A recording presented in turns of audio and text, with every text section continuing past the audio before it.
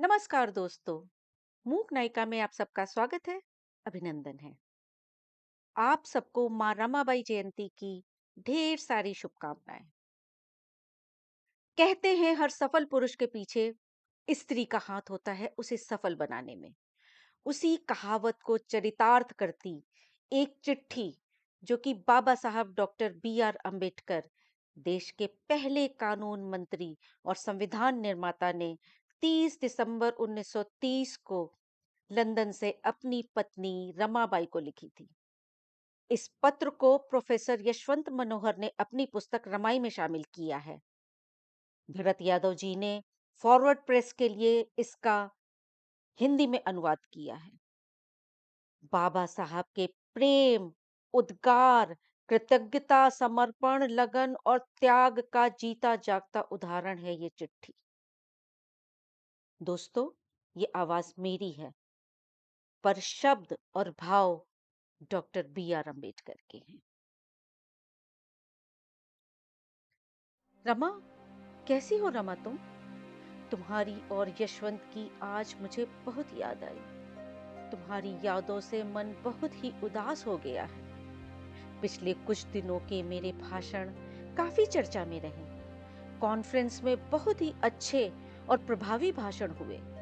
ऐसा मेरे भाषणों के बारे में यहाँ के अखबारों ने लिखा है।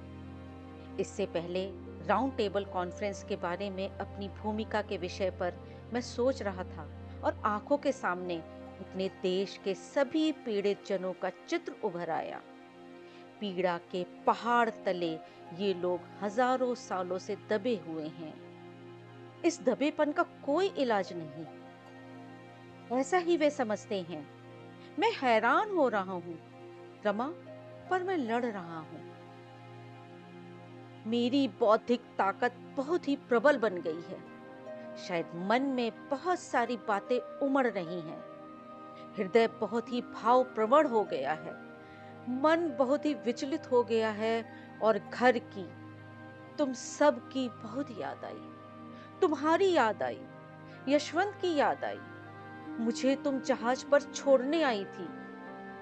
मेरा मन कर रहा था, फिर भी तुम्हारा मन नहीं माना। तुम मुझे पहुंचाने आई थी। मैं राउंड टेबल कॉन्फ्रेंस के लिए जा रहा था। हर तरफ मेरी जय जयकार गूंज रही थी और यह सब तुम देख रही थी। तुम्हारा मन भर आया था। कृतार्थता से तुम उमड़ गई थी। तुम्हारे मुंह से शब्द नहीं निकल रहे थे, परंतु तुम्हारी आंखें, जो शब्द से बयान नहीं हो पा रहा था, सब बोल रही थी। तुम्हारा मौन शब्दों से भी कहीं ज्यादा मुखर बन गया था। तुम्हारे गले से निकली आवाज तुम्हारे होठों तक आकर टकरा रही थी। होठों से निकले शब्दों की भाषा के बजाय आंखों की आंसुओं की भाषा ही तुम्हारी सहायता के लिए दौड़ कर आए थे। और अब यहाँ लंदन में इस सुबह बातें मन में उठ रही हैं। दिल कोमल हो गया है। जी में घबराहट सी हो रही है। कैसी हो रमा तुम? हमारा यशवंत कैसा है? मुझे याद करता है वह? उसकी संधिवात जोड़ों की बीमारी कैसी है? उसको संभालो रमा। हमारे 4 बच्चे हमें छोड़कर जा चुके हैं। अब यह तो सिर्फ यशवंत ही बचा है।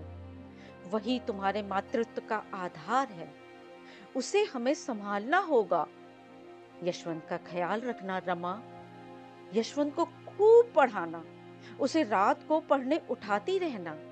मेरे बाबा मुझे रात को पढ़ने के लिए उठाया करते थे। जब तक वे जगते रहते थे, मुझे यह अनुशासन उन्होंने ही सिखाया। मैं उठकर पढ़ने बैठ जाऊं, तब वे सोते थे। पहले पहले मुझे पढ़ाई के लिए रात को उठने पर बहुत ही आलस लगता था। पढ़ाई से भी ज्यादा नींद अच्छी लगती थी। आगे चलकर तो जिंदगी भर के लिए नींद से अधिक पढ़ाई ही अहम लगने लगी। इसका सबसे ज्यादा श्रेय मेरे बाबा को जाता है। मेरी पढ़ाई की लौ जलती रहे, इसलिए मेरे बाबा तेल की तरह जलते रहते थे। उन्होंने रात दिन एक कर दिया, अंधेरे को उजाला बनाया। मेरे बाबा के श्रम के फल अब मिल रहे हैं। बहुत खुशी होती है रमा आज। रमा, यशवंत को भी ऐसी ही पढ़ाई की लगन लगनी चाहिए। किताबों के लिए उसके मन में उत्कट इच्छा जगानी होगी। रमा, अमीरी, ऐश्वर्य, यह चीजें किसी काम की नहीं। तुम अपने इर्द गिर्द देखती ही हो, लोग ऐसी ही चीजों के पीछे हमेशा से लगे हुए रहते हैं। उनकी जिंदगियां जहां से शुरू होती हैं, वहीं पर ठहर जाती हैं। इन लोगों की जिंदगी जगह बदल नहीं पाती। हमारा काम ऐसी जिंदगी जीने से नहीं चलेगा रमा। हमारे पास सिवाय दुख के कुछ भी नहीं है। दरिद्रता, गरीबी के सिवाय हमारा कोई साथी नहीं। मुश्किलें और दिक्कतें हमें छोड़ती नहीं हैं। मान, छलावा, अवहेलना, यही चीजें हमारे साथ छांव जैसी बनी हुई हैं। सिर्फ अंधेरा ही है, दुख का समुंदर ही है।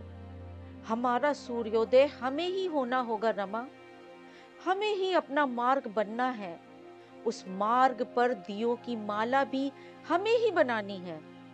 उसी रास्ते पर जीत का सफर भी हमें ही तय करना है। हमारी कोई दुनिया नहीं है, अपनी दुनिया हमें ही बनानी होगी। हम ऐसे ही हैं रमा। इसीलिए कहता हूं कि यशवंत को खूब पढ़ाना, उसके कपड़ों के बारे में फिक्रमंद रहना, उसको समझाना बुझाना, यशवंत के मन में ललक पैदा करना। मुझे तुम्हारी बहुत याद आती है, यशवंत की याद आती है। मैं समझता नहीं हूं, ऐसा नहीं है रमा। मैं समझता हूं कि तुम इस आग में जल रही हो, पत्ते टूटकर गिर रहे हैं और जान सूखती जाए ऐसी ही तू होने लगी है। पर रमा, मैं क्या करूं?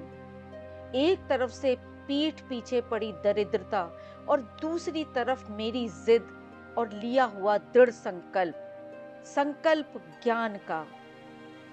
मैं ज्ञान का सागर निकाल रहा हूं। मुझे और किसी का भी ध्यान नहीं है, परंतु यह ताकत जो मुझे मिली है, उसमें तुम्हारा भी हिस्सा है। तुम यहाँ मेरा संसार संभाले बैठी हो, आंसुओं का जल छिड़क कर मेरा मनोबल बढ़ा रही हो।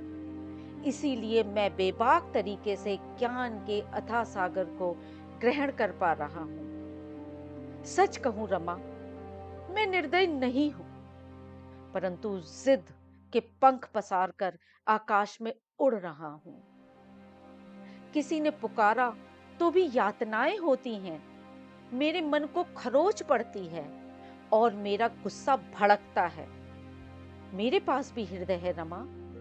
मैं तड़पता हूं, पर मैं बन चुका हूं क्रांति से। इसलिए मुझे खुद की भावनाएं चिता पर चढ़ानी पड़ती हैं। उसकी आंच तुम्हारे और यशवंत तक भी कभी कभी पहुंचती हैं। ये सच है। पर इस बार रमा, मैं बाएं हाथ से लिख रहा हूं और दाएं हाथ से उमड़े हुए आंसू पोंछ रहा हूं। पतले यशवंत को संभालना रमा, उसे पीटना मत। मैंने उसे पीटा था, इसकी कभी उसे याद भी नहीं दिलाना। वही तुम्हारे कलेजे का इकलौता टुकड़ा है। इंसान के धार्मिक गुलामी का, आर्थिक और सामाजिक ऊंच नीचता एवं मानसिक गुलामी का पता मुझे ढूंढना है। इंसान के जीवन में ये बातें अड़िग बनकर बैठी हैं। उनको पूरी तरह से जला दफना देना चाहिए। समाज की यादों से और संस्कार से भी ये चीजें खत्म कर देने की जरूरत है। रमा, तुम ये पत्र पढ़ रही हो और तुम्हारी आंखों से आंसू आ गए हैं, गला भर आया है, तुम्हारा दिल थरथरा रहा है, होंठ कांप रहे हैं, मन में उमड़े हुए शब्द होठों तलक चलकर भी नहीं आ सकते। इतनी तुम व्याकुल हो गई हो। रमा, तुम मेरी जिंदगी में ना आती तो, तुम मन साथी के रूप में ना मिली होती तो क्या होता? एकमात्र संसार सुख को ध्येय समझने वाली स्त्री मुझे छोड़कर चली गई होती। आधे पेट रहना, उपला गोईठा चुनने जाना, या गोबर ढूंढकर उसका उपला थापना, या उपला गोईठा थापने का काम पर जाना, किसे पसंद होगा? चूल्हे के लिए ईंधन जुटाकर लाना मुंबई में कौन पसंद करेगा? घर के चिथड़े हुए कपड़ों को सीते रहना, इतना ही नहीं, एक माचिस में पूरा माह निकालना है, इतने ही तेल में और अनाज नमक से महीने भर का काम चलाना चाहिए। मेरा ऐसा कहना, गरीबी के ये आदेश तुम्हें मीठे नहीं लगते तो मेरा मन टुकड़े टुकड़े हो जाता। मेरी जिद में दरारें पड़ गई होती, मुझे ज्वार आ जाता और उसी समय तुरंत भाटा भी आ जाता। मेरे सपनों का खेल पूरी तरह से तहस नहस हो जाता। रमा, मेरे जीवन के सब सुर ही बेसुरे बन जाते, सब कुछ तोड़ मरोड़ के रह जाता, सब दुखमय हो जाता। मैं शायद बौना पौधा ही बना रहता। संभालना खुद को जैसे संभालती हो मुझे। जल्द ही आने के लिए निकलूंगा, फिक्र नहीं करना, सबको कुशल कहना। तुम्हारा भीमराव। लंदन, 30 दिसंबर 1930। ये उद्गार इस पितृसत्तात्मक समाज में कोई युग पुरुष ही कर सकता था। नमन है, नमन है त्याग मूर्ति और परम श्रद्धेय मां रमाबाई और डॉक्टर B.R. अम्बेडकर को। दोस्तों, वीडियो अच्छा लगे तो इसे लाइक, शेयर और सब्सक्राइब जरूर करें। धन्यवाद। अपना ध्यान रखना।